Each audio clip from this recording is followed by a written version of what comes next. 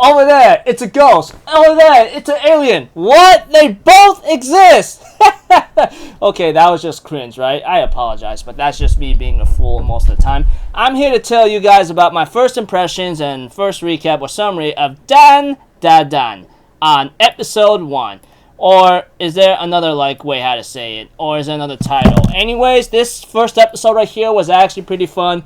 I guess you can say it got me hooked, although there was some kind of fan service that did get me a little hooked. I do apologize for that, but no denying of that. But if anything else, let's just get the started right away. We have to it that one of our main female characters, what's her name again? Ayase Momo. She apparently got dumped by her, what's supposed to be, her what's the word?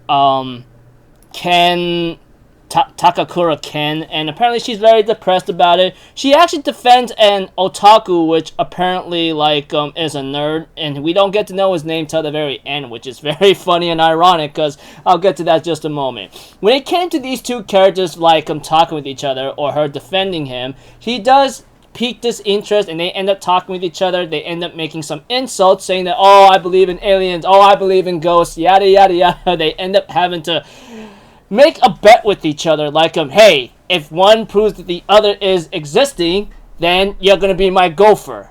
You know? So pretty much if the other, such as Ayase Momo, sees a ghost an alien, she becomes this boy's gopher. And as for the boy, if she sees an alien, then she becomes his gopher. So I guess in other ways, they make a little funny bet with each other, but they actually bonded over something that's supernatural, that is almost what's the word? Unbelievable. So they end up sending each other a location where they should check it out, you know? So we have to it that the girl, Ayase Momo, says why she believes in ghosts in the first place is because, her grandma got her hooked into it, but her grandma raised her and helped her out, even though there were some embarrassing moments when she had to do this, about having to increase her spiritual powers, I guess. It's kind of weird, I thought, yeah, you know what, these two people are goofballs in a certain sense. No, they are goofballs. But other than that, we get to see that, let's see here,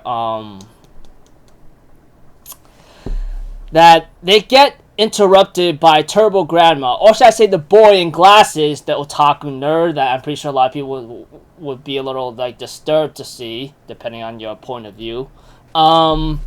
Gets chased by Turbo Grandma, and Ayase Momo tries to warn him, hey, don't get freaking outrun by this chick, because you'll be cursed.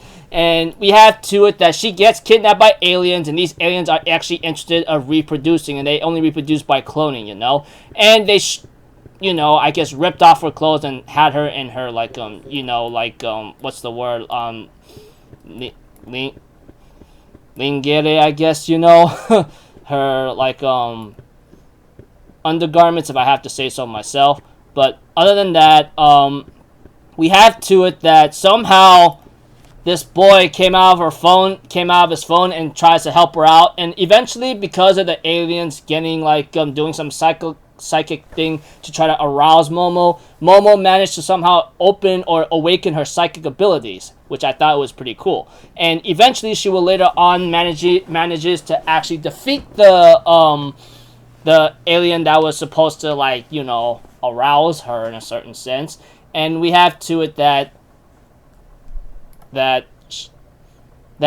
they end up having to, she ends up having to destroy the ship and ends up having to fall down with it, and later on she ends up having to try to keep Ken in a state of balance or control or have his sanity in check, But we have to it that the grandma, on the other hand, still had the boy under his curse, or her curse, saying, you want to get rid of that curse, you have to go to me and go to the tunnel. I have his, I'm not going to say that here, because I guess you could say it's a 16-plus series, But his reproductive organ, in a certain sense, if I have to say it, But we have to it that, that the boy in glasses decides to find a way to work it out and ask Ayase Momo to go home.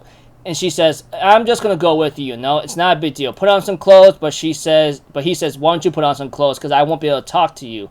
She ends up having her heart racing and ask him a question like, hey, don't worry about it. What is your name exactly, huh? So he ends up revealing his name. He ends up having to reveal his name. His name is Ken Takakura, or Takakura Ken. And this freaking got her, and she finally found the boy that she might be looking for.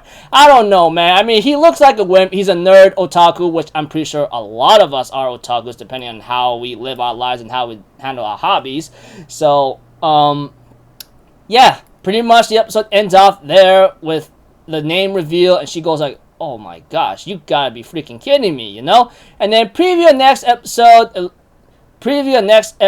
it looks like to me they're gonna go on some crazy adventures here and there, and the next episode's called That's a Space Alien, Ain't It? So, yeah, I gotta say, first episode, not so bad, pretty cool, although I have two goofball characters, you know, and the action is there to keep me hooked, although there was another reason for that, and I guess I'm not going to say that here because you could guess that certain reason.